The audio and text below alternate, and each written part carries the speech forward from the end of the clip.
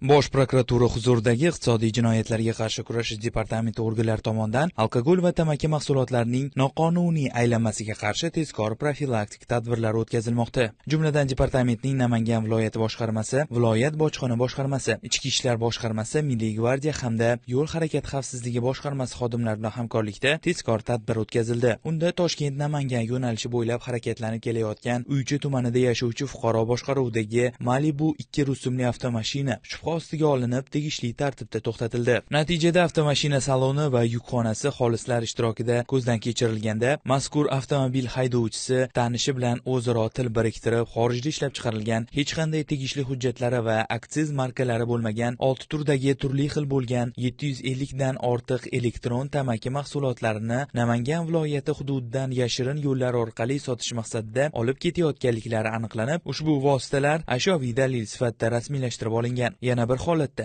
departamentning Namangan viloyati boshqarmasi hamda hamkor tashkilotlar bilan birga tamaki mahsulotlarini noqonuniy ravishda saqlash, muomalaga kiritish holatlarini aniqlash va bartaraf etish maqsadida tezkor tadbir o'tkazildi. Unda Namangan shahrida yashovchi fuqaro o'z yashash xonadonida respublikamiz hududiga noqonuniy aylanma yo'llar bilan olib kelingan, hech qanday me'yoriy hujjatlari bo'lmagan va aksiz markasi bilan markalanmagan 15 turdagi jami 3464 qutilardagi tamaki mahsulotlarini kelgusida sotish maqsadida saqlab kelayotganligi aniqlanib, ushbu vositalar ashyoviy dalil sifatida olingan. Mazkur holatlar yuzasidan Jinoyat kodeksining tegishli moddalari bilan jinoyat ishlari qo'zg'atilib, hozirda tergov harakatlari olib borilmoqda.